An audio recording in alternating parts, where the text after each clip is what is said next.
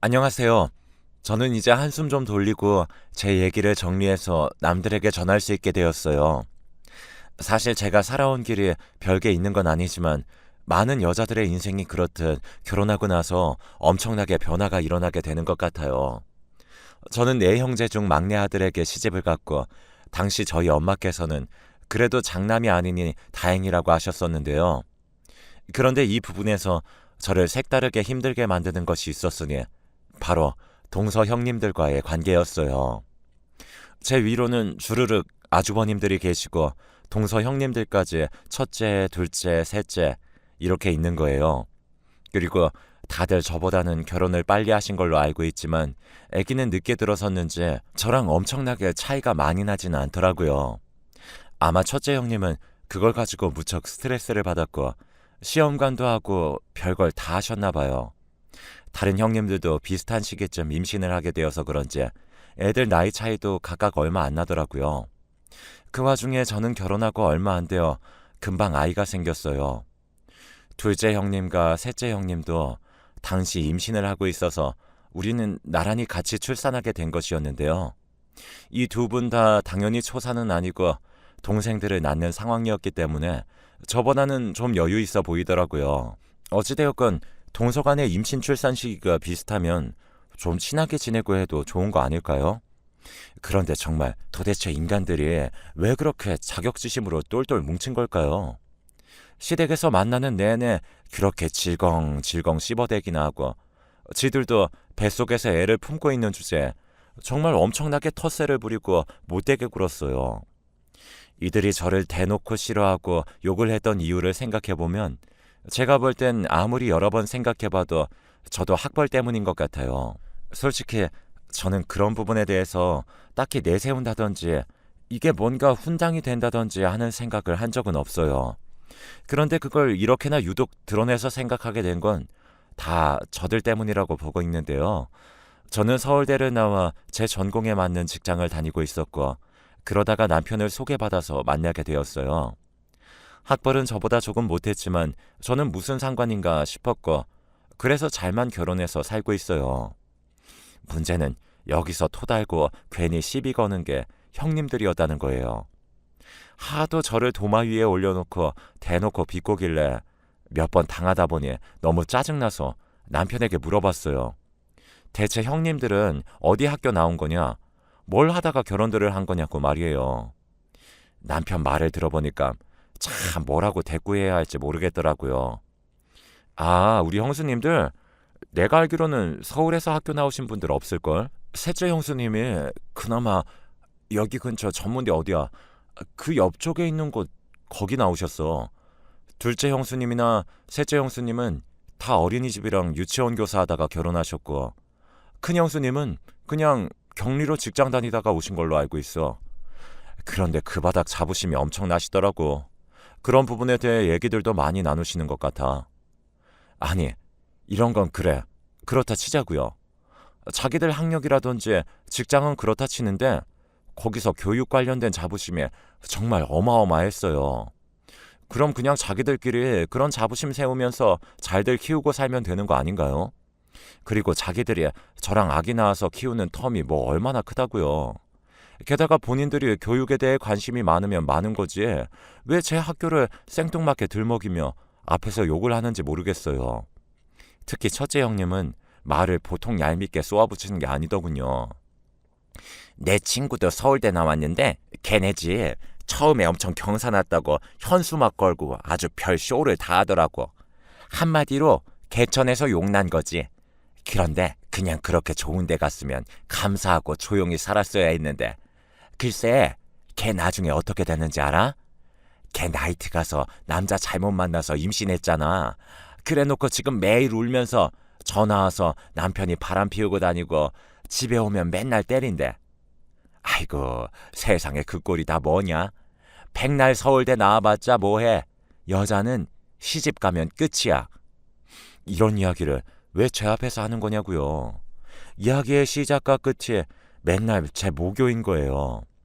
그러면 이 망할 놈의 둘째 형님과 셋째 형님은 지들은 전문대 나왔으면서 뭐 얼마나 그렇게 주변에 서울대 지인들이 많다고 자기들도 한마디씩 거드는 게 아니겠어요?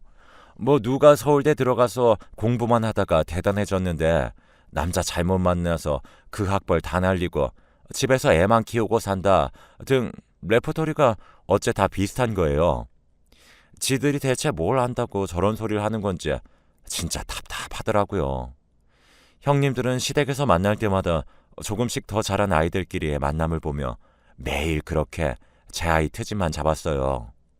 곧 죽어도 자기네들은 잘났다고 하고 우리 딸에 대해선 뭐가 그렇게 불편하게 보이는 건지 맨날 말 같지도 않은 소리들을 해대더군요. 어머, 동서, 소연이 박사시킬 거야? 무슨 맨날 그렇게 가방에다가 책 같은 거 들고 다니면 키는 언제 키우려고? 대단하다. 아, 우리 소연이 엄마가 너 박사시킨대 박사. 진짜 멋지다. 그치?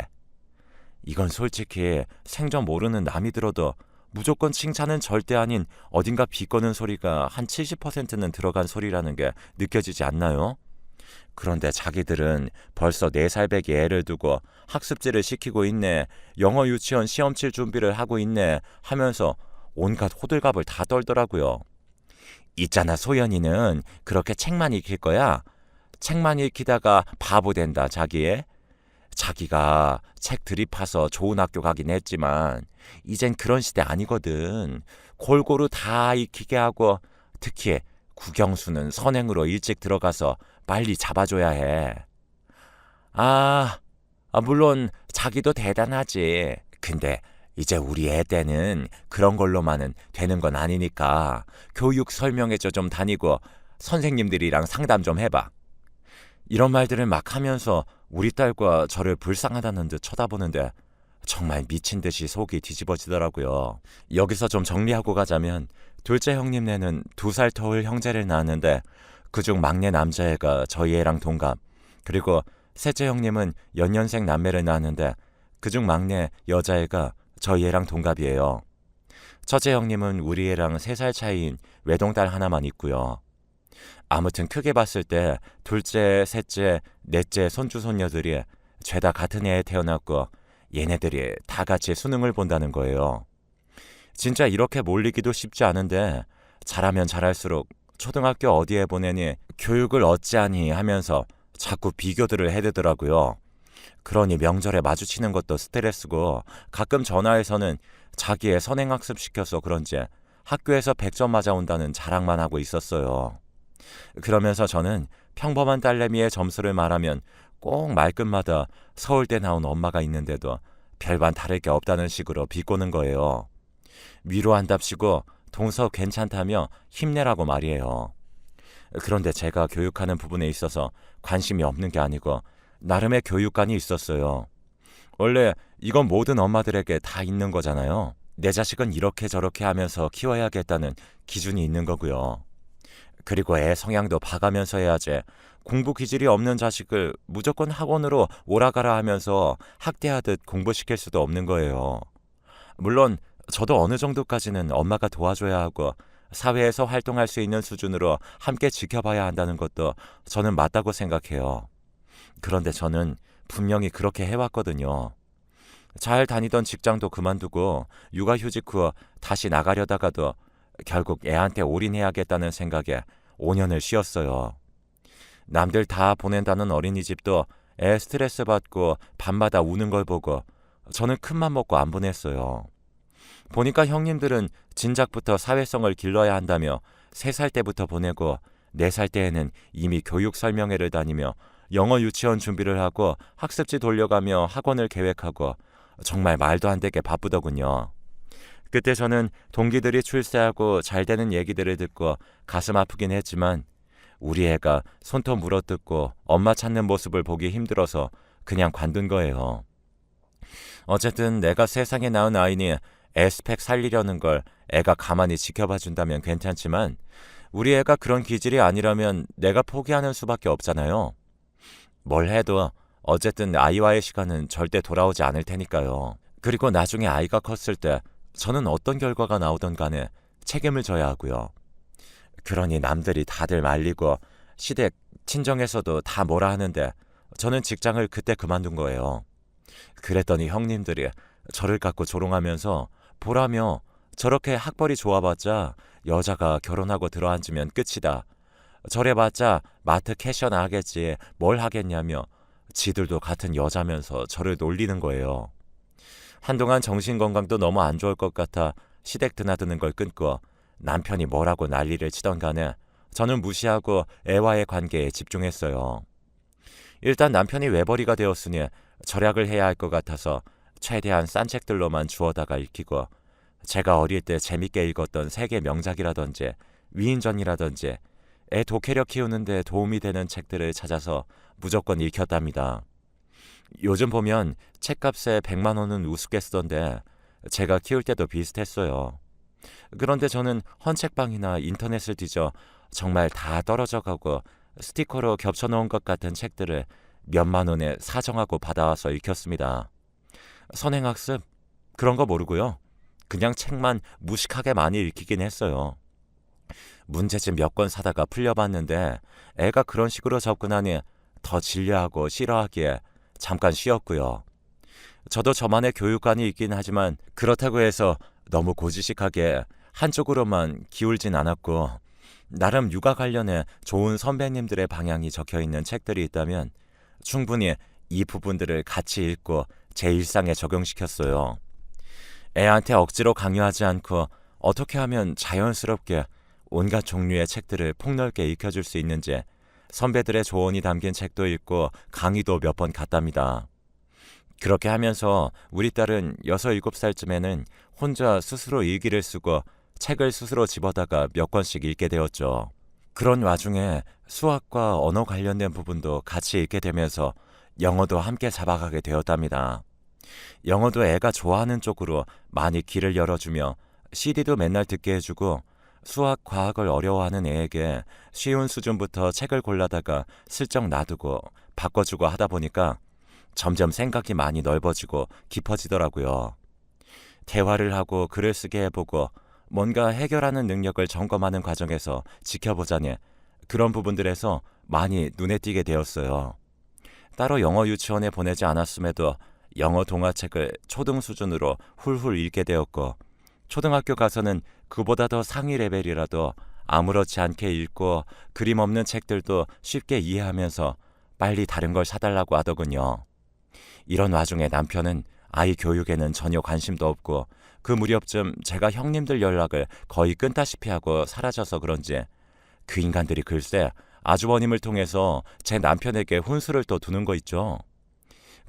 재수씨 너무 애를 방관하고 키우는 거 아니냐며 2000년대를 살아가는데 너무 80년대식으로 키우는 것 같다고 엄연히 우리 집 애고 조카인데 걔 나중에 수능 망치고 잘못되면 어쩌냐고들 하셨나 봐요. 저희 남편 보고 너 너무 서울대 출신이라는 와이프만 믿지 말고 좀 나가서 뭐든 시키라고 본인들 와이프들은 교육 엄청 체계적으로 잘하고 있다고 했다더군요. 아니 이놈의 옆편 애들은 어쩜 이렇게 교만이 하늘을 찌르는 건지. 아니 지들이 잘하고 있다고 그렇게 자신이 있으면 거기에 집중하면 되는 거지. 왜 엄한 사람까지 못 살게 구는 걸까요? 그쯤 되니 지들도 이제 슬슬 애들 중학교 들어가고 본격적으로 입시 바라보면서 어지간히 불안한가 남을 이렇게 깎아서 무시라도 해줘야 지들 입장이 좀 서나 싶어서 짠해 보이기도 하더군요. 왜냐하면 실제로 공부라는 건 진짜 오래오래 하는 건데 유치원, 초등학교 때 그렇게 진을 다 빼놓고 학원을 6군데씩 돌려가면서 엄마가 숟가락을 떠 먹여줘가며 공부시키면 그게 오래 유지가 되겠나요? 타고난 천재들이면 모르겠는데 제 눈에 우리 딸도 마찬가지일 뿐더러 이 집 애들은 그렇게 막 영특한 수준은 아니에요. 초등 공부까지는 엄마 힘이라지만 중고등과 입시는 그렇지 않잖아요. 그때부터 애들이 우수수 떨어져 나가기 시작하는데 그건 그렇게 돈을 발라가면서 애들 100점 시험지를 온 벽에 도배하던 인간들이 이제 슬슬 정서적으로 무너지는 것 같더군요. 남편을 통해서 자세히 물어보니 우리 딸 소연이와 둘째 셋째 형님네들 그러니까 남자아이인 현서와 여자아이인 다영이는 점점 반에서 등수가 밀려나고 있었나 봐요. 초등학교 졸업 때까지만 해도 현서며 다영이며 각 반에서 1등이었는데요. 얘네들이 각자 중학교에 가더니 5등, 9등 이런 식으로 쭉쭉 떨어지기 시작한 거예요. 그때 충격을 어마하게 받았는지 둘째 형님과 셋째 형님은 그렇게 매일 몰려다녀 놓고 이후로 각자 조급해졌는지 학원을 더 찾고 과외를 붙이느라 아주 경쟁을 하고 앉았더라고요. 저희 애는 초등학교 때 성적은 그냥 그렇게 튀지 않고 상위권이었는데 중학교 가서 차차 올라오기 시작했어요. 그리고 쭉 상위권을 유지하고 있었는데 애가 3학년쯤 돼서 갑자기 이상한 소리를 하더라고요. 이때는 저도 충격받아서 내가 뭘 잘못한 건가 싶었고 애한테 티는 못 냈지만 한 달가량 생각이 무척 많아졌어요. 다름이 아니라 갑자기 학교를 자퇴하고 싶다는 거예요. 자기는 학교 생활도 너무 좋지만 검정고시를 준비해서 대학을 좀 더 일찍 공략해보고 싶다는데 이 말을 들으면서 내가 대체 어떻게 판단을 하고 속아줘야 할지 엄두가 나지 않았어요. 하지만 그때 딸아이는 계속 말하더라고요. 엄마가 특별히 해줘야 할 건 없다며 자기가 도전을 해보고 싶다고 말이에요. 보니까 같은 반에 어떤 친구는 일찍이 공부를 그만두고 검정고시를 치른 다음 제가 제빵 일을 하기 위해 일본으로 일찍 유학을 떠난다고 하더군요. 자기는 그렇게 뚜렷한 진로가 있는 건 아니지만 대학 입시 준비를 좀 더 빠르고 타이트하게 하면서 자기 상황을 테스트해보고 싶다는 거예요. 애가 아예 이쪽과 벗어난 다른 진로라고 해도 저는 어쨌건 밀어줘야 하는 판국이었지만 그게 아니라 공부를 위한 결정이라고 하니 더 말을 할 수가 없었어요. 이때 남편과 충돌도 엄청났고 남편은 시댁 식구들 말을 얹어가며 네가 아주 오만이 하늘을 찌르네. 서울대 나왔으면 이렇게 자식을 망쳐도 되냐? 는 막말을 하더군요. 그 와중에 딸내미는 또 자기 아빠한테 장문의 편지를 써서 엄마 탓이 아니다. 자기가 결정한 거니 존중해달라고 엄청나게 긴 내용으로 자기의 의견을 기를 쓰듯 설득을 했더라고요. 그래서 우리 부부와 딸아이는 이 상황을 받아들였지만 시댁에서는 이제 시어머니조차 네가 애를 대체 어떻게 키운 건지 모르겠다며 혀를 쯧쯧 차시고 가뜩이나 애들이 공부가 안 풀려 심란하던 형님들은 아주 제대로 먹잇감을 잡은 건지 무슨 동서 위로해주러 왔다는 둥 하면서 굳이 쪼르르 찾아와서는 저보고 세상이 무너지는 기분이겠다며 가짜는 소리를 하더군요. 동서, 솔직히 말이 그렇지. 소연이는 아직 어려. 아직 중학생인 애한테 애 말을 다 듣고 해주면 어떡해? 자기도 참 대책이 없어. 그러고 보면 우리 헌서는 지금 머리 싸매고 공부하고 있는데도 자기 불안해서 잠을 못 자겠다고 막 울더라고. 그런 와중에 소연이 자퇴 소식 듣고 아주 기겁하던데 솔직히 이건 애 말이니까 좀 그렇지만 소연이며 작은 엄마며 미친 거 아니냐고 하더라고. 그게 무슨 말이겠어? 애가 봐도 이건 너무 앞길이 암담한 거야. 지금이라도 당장 다시 어디 전학시켜서 보내는 게 어때? 방법은 찾아보면 나을 거 아니야. 아휴, 아무튼 자기 진짜 안 됐다. 어떡하니? 이때 저는 간만에 깨달았던 사실이 있었어요. 내가 그래도 한동안 적당히 자고 소화도 하고 했던 게 인간들이랑 직접 마주치지 않아서 스트레스가 덜했다는 걸요. 간만에 얼굴 보고 이런 별 시덥잖은 소리들을 귀에 담고 앉아있으니 또 속이 쓰리고 머리가 깨질 듯 아파오더군요. 됐으니 가라고 과일은 잘 먹겠다고 하면서 그냥 쫓아내버렸습니다. 그렇게 해서 어떻게 되었냐고요? 이 얘기는 사실 이대로 쭉 진행 중인 얘기가 아니고 이미 결과가 나버린 끝난 얘기랍니다. 이제부터 결과만 말씀드릴 텐데요. 사실 솔직히 말해서 정말 그렇게 절망적이고 최악인 상황에 제가 그들 저주대로 되었다면 이렇게 동네방네에 뭐하러 형님들 욕이나 하고 앉아있겠어요. 형님들 말 그냥 듣지 그랬냐며 다 저를 비난할 텐데 말이에요. 결과적으로 그렇게 오만 가지 걱정만 듣고 자랐던 우리 딸은 잘 되었습니다. 이렇게 애간장이 녹도록 걱정해주는 척을 하던 형님들에겐 참 안타까운 일이겠지만 저희 딸은 중학교 자퇴 이후 금방 검정고시에 합격했고요. 입시 준비에 올인하면서 정말 지켜보는 제가 다 피가 마를 정도로 힘든 시간을 보내며 공부에 매달렸어요.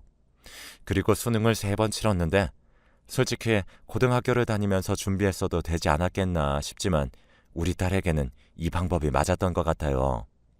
첫 해 치른 수능에서는 점수가 잘 안 나왔고 두 번째 해 치른 수능에서는 나쁘지 않은 점수가 나와서 한 군데 붙었어요. 서울에 있는 4년제 대학에 붙었는데 그쯤 가도 되지 않을까 싶었죠.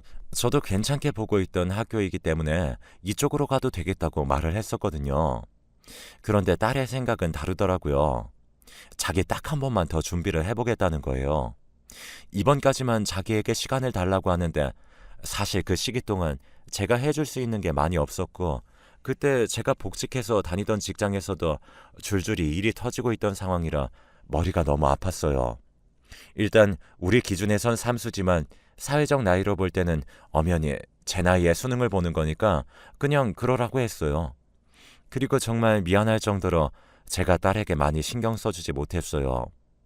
직장에서 터지는 일들을 수습하느라 바빴고 남편도 이때 지병이 갑자기 발견되어 병간호를 하다 보니 딸이 혼자서 도시락을 싸서 독서실을 가던 날들이 대부분이었거든요. 와중에 둘째 셋째 형님네 현서와 다영이도 이제 자기들이 고3이 되어 그런지 정말 피눈물 삼켜가며 공부하는 것 같았는데 간간히 시어머니를 통해 얘기를 들어보니 얘네들도 공부 호흡이 너무 길어져서 많이 지쳤는지 성적도 떨어지고 스트레스도 있는 대로 받아서 꽤 고생을 한다더군요. 아무튼 그렇게 해서 얘네들은 수능을 나란히, 그것도 제 아이는 세 번째로 치르게 되었어요.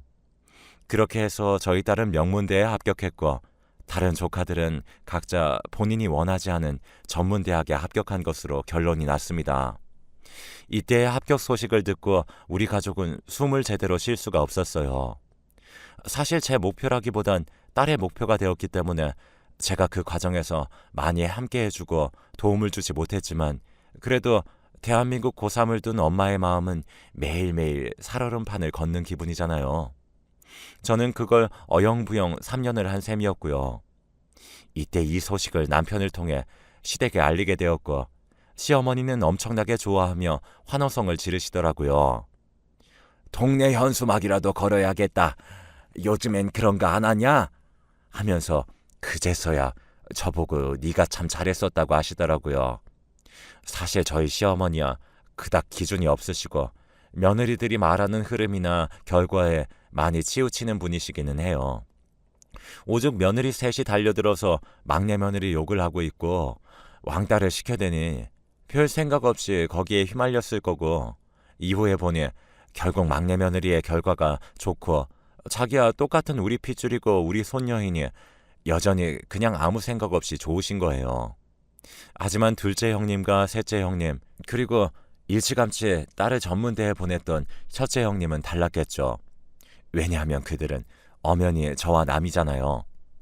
그리고 그렇게 저를 안달복달 좋아가며 밟아가며 골리는 재미에 살았는데 자기들 자식들은 원서 쓸 엄두도 더 낼 수 없는 학교에 턱하니 붙어버렸는데 이제 무슨 얘기를 할 게 있을까요? 그 누구보다도 학벌에 집착하는 주제에 저보고 학벌은 쓸모없다며 니까지껏 서울대 나와봤자 쓸모없다고 조롱하던 그들. 그래놓고 어떻게든 자기 딸 아들들은 기어코 명문대 보내려고 혈안이 되어 있었으면서 말이에요. 이후로 어떻게 되었냐면 어머니가 손자 손녀 셋이나 대학 가니 용돈을 주겠다며 불렀던 날도 시댁에 오지도 않던데요. 코빼기도 비추지 않고 심지어 아주버님들마저도 각각 일이 있다며 안 오셨어요. 그나마 첫째 형님은 자기가 맏며느리니 어쩔 수 없이 왔던 것 같은데 자기도 거기 붙어먹으며 저를 무시하고 자기 딸이 여기서 제일 일찍 수능 친 케이스라며 그렇게 의기양양하게 자랑하던 분이라 저 보기 찝찝했나 봐요. 그렇게 꼭대기에 앉아서 무시를 하더니 우리 딸이 명문대 붙었다는 얘기를 듣고 축하의 말 한마디도 안 하고 심지어 그날 자기 딸은 데려오지도 않았더라고요. 우리 애가 언니 보고 싶다고 바쁘냐고 묻는데도 대답을 엄청 성의 없이 하고 말이에요. 아무튼 그렇게 제가 부르지 않고 원하지 않아도 매일 훈수만 더 가며 저를 들들 볶던 형님들 1, 2, 3는 제 눈과 귀에서 완전히 사라져버렸어요. 듣기론 우리 딸 입학 소식에 분노해서 자기 애들 재수시키려고 혈안이 되었는데 아주버님들이 더 이상 이 짓거리하며 교육비로 몇백 몇천 쓰는 건 그만하고 싶다고 하셨대요. 지금 저희 애는 대학 잘 다니고 있고 다른 조카들은 그냥 그때 이후로 잘 모르겠어요. 저도 궁극적인 목적이 뭐 형님들과 원수지고 이겨먹겠다는 건 아니었으니까 이제 이렇게 털고 좀 잊으려고 합니다. 아무튼 모든 걸 딸에게 우선으로 선택권을 주었고 밀어주었고 잘하는 걸 알아주고 무한 격려와 지지를 해줬던 것이 여러모로 딸의 현재를 만들 수 있었던 것 같아요. 하지만 엄연히 딸의 노력이 90%였고 그런 부분에서 그냥 기특하고 고맙기만 할 뿐이에요.